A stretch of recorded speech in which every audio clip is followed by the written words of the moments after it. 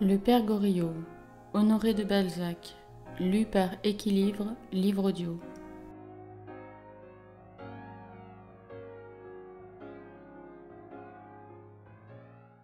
Suite. Mon Dieu, que t'ai-je fait? Ma fille livrée à ce misérable. Il exigera tout d'elle s'il le veut. Pardon, ma fille, cria le vieillard. Oui, si je suis dans un abîme, il y a peut-être de votre faute, dit Delphine. Nous avons si peu de raison quand nous nous marions. Connaissons-nous le monde, les affaires, les hommes, les mœurs? Les pères devraient penser pour nous. Cher père, je ne vous reproche rien. Pardonnez-moi ce mot. En ceci, la faute est toute à moi.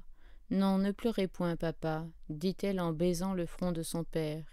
Ne pleure pas non plus, ma petite Delphine. Donne tes yeux que je les essuie en les baisant. Va, je vais retrouver ma caboche et débrouiller les chevaux d'affaires que ton mari a mêlés. Non, laissez-moi faire, je saurai le manœuvrer. Il m'aime. Eh bien, je me servirai de mon empire sur lui pour l'amener à me placer promptement quelques capitaux en propriété.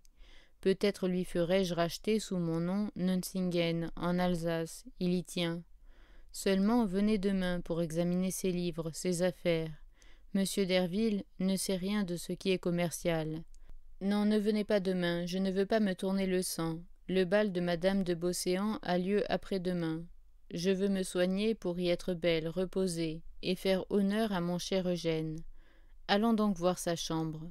En ce moment, une voiture s'arrêta dans la rue Neuve-Sainte-Geneviève, et l'on entendit dans l'escalier la voix de madame de Restaud, qui disait à Sylvie « Mon père y est-il » Cette circonstance sauva heureusement Eugène, qui méditait déjà de se jeter sur son lit et de feindre d'y dormir.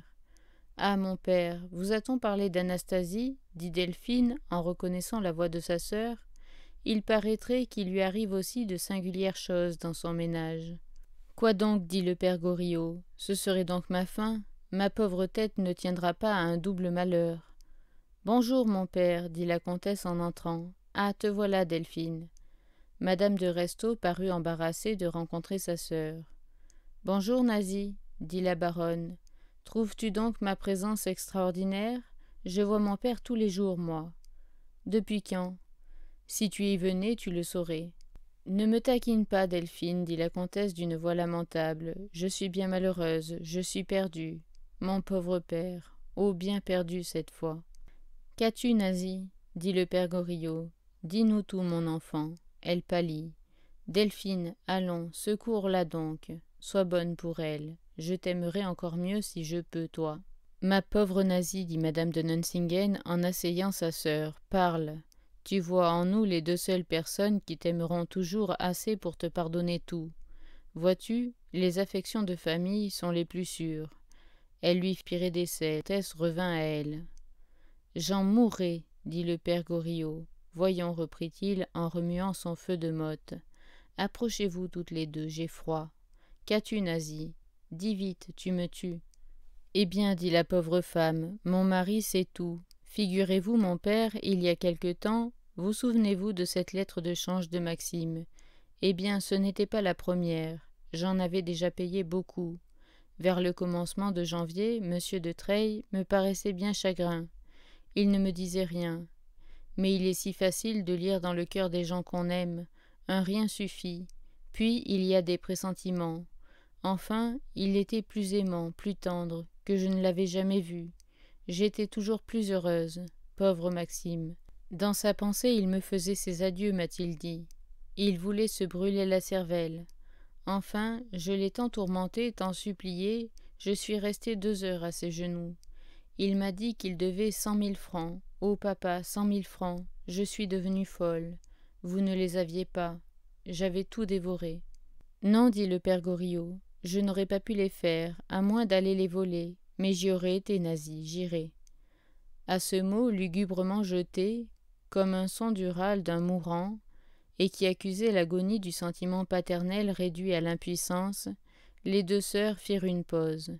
Quel égoïsme serait resté froid à ce cri de désespoir qui, semblable à une pierre lancée dans un gouffre, en révélait la profondeur. « Je les ai trouvés en disposant de ce qui ne m'appartenait pas, mon père, dit la comtesse en fondant en larmes. Delphine fut émue et pleura en mettant sa tête sur le cou de sa sœur. « Tout est donc vrai, lui dit-elle. » Anastasie baissa la tête. Madame de Nuncingen la saisit à plein corps, la baisa tendrement, et l'appuyant sur son cœur. « Ici tu seras toujours aimé sans être jugé, lui dit-elle. « Mes anges, dit Goriot d'une voix faible, pourquoi votre union est-elle due au malheur ?» Pour sauver la vie de Maxime, enfin pour sauver tout mon bonheur, reprit la comtesse, encouragée par ces témoignages d'une tendresse chaude et palpitante, j'ai porté chez cet usurier que vous connaissez, un homme fabriqué par l'enfer, que rien ne peut attendrir, ce monsieur Gobseck, les diamants de famille, auxquels tient tant monsieur de Restaud, les siens, les miens, tout, je les ai vendus. Vendus, comprenez-vous? Il a été sauvé, mais moi je suis morte. Restaud a tout su. Par qui, comment, que je le tue? Cria le père Goriot. Hier, il m'a fait appeler dans sa chambre. J'y suis allée. Anastasie, m'a-t-il dit d'une voix. Oh, sa voix a suffi, j'ai tout deviné. Où sont vos diamants? Chez moi. Non, m'a-t-il dit en me regardant. Ils sont là, sur ma commode. Et il m'a montré les crins qu'il avait couverts de son mouchoir. Vous savez d'où ils viennent, m'a-t-il dit.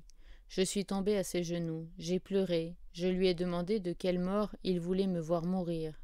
Tu as dit cela, s'écria le père Goriot, par le sacré nom de Dieu, celui qui vous fera du mal à l'une ou à l'autre, tant que je serai vivant, peut être sûr que je le brûlerai à petit feu.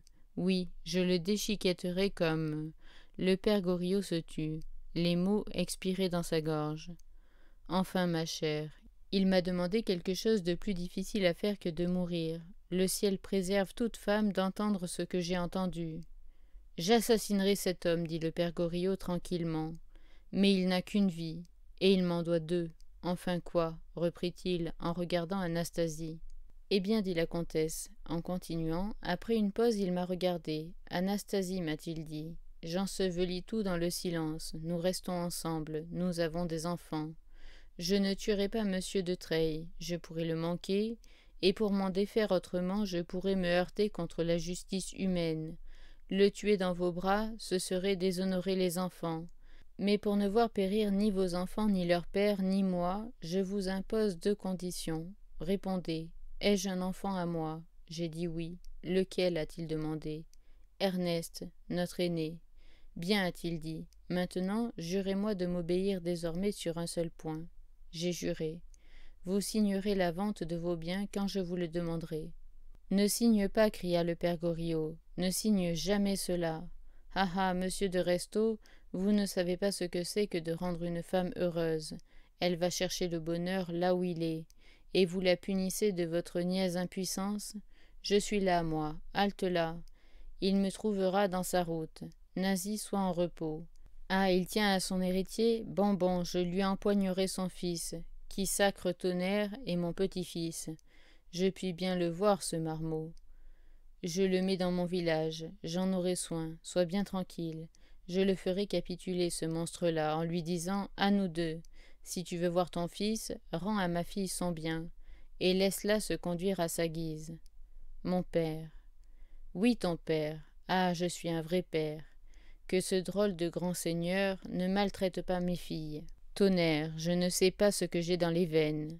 J'y ai le sang d'un tigre. Je voudrais dévorer ces deux hommes. Ô mes enfants, voilà donc votre vie. Mais c'est ma mort.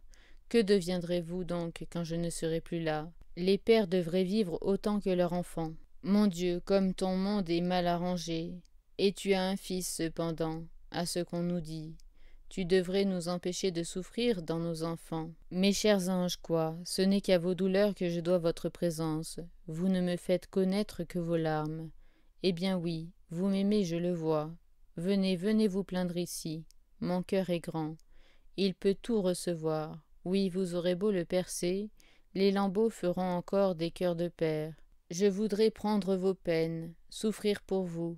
Ah, quand vous étiez petite, vous étiez bien heureuse. Nous n'avons eu que ce temps-là de bon, dit Delphine. Où sont les moments où nous dégringolions du haut des sacs dans le grenier? Mon père, ce n'est pas tout, dit Anastasie à l'oreille de Goriot, qui fit un bond.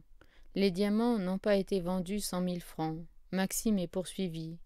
Nous n'avons plus que 12 000 francs à payer. Il m'a promis d'être sage, de ne plus jouer. Il ne me reste plus au monde que son amour, et je l'ai payé trop cher pour ne pas mourir s'il m'échappait. Je lui ai sacrifié fortune, honneur, repos, enfants. Au fait qu'au moins Maxime soit libre, honoré, qu'il puisse demeurer dans le monde où il saura se faire une position. Maintenant, il ne me doit pas que le bonheur. Nous avons des enfants qui seraient sans fortune. Tout sera perdu s'il est mis à Sainte-Pélagie. Je ne les ai pas nazis. Plus rien. Plus rien. C'est la fin du monde. Oh, le monde va crouler, c'est sûr. Allez-vous-en. Sauvez-vous avant. Ah, j'ai encore mes boucles d'argent, 6 couverts, les premiers que j'ai eus dans ma vie. Enfin, je n'ai plus que 1200 francs de rente viagère. Qu'avez-vous donc fait de vos rentes perpétuelles? Je les ai vendues en me réservant ce petit bout de revenu pour mes besoins. Il me fallait 12 000 francs pour arranger un appartement à Fifine. Chez toi, Delphine? Dit madame de Restaud à sa sœur. Oh, qu'est-ce que cela fait? Reprit le père Goriot. Les 12 000 francs sont employés. Je devine, dit la comtesse, pour monsieur de Rastignac. Ah, ma pauvre Delphine, arrête-toi, vois où j'en suis. Ma chère, monsieur de Rastignac est un jeune homme incapable de ruiner sa maîtresse. Merci, Delphine. Dans la crise où je me trouve, j'attendais mieux de toi, mais tu ne m'as jamais aimée. Si elle t'aime, Nasie, cria le père Goriot. Elle me le disait tout à l'heure, nous parlions de toi. Elle me soutenait que tu étais belle, et qu'elle n'était que jolie, elle. Elle, répéta la comtesse, elle est d'un beau froid.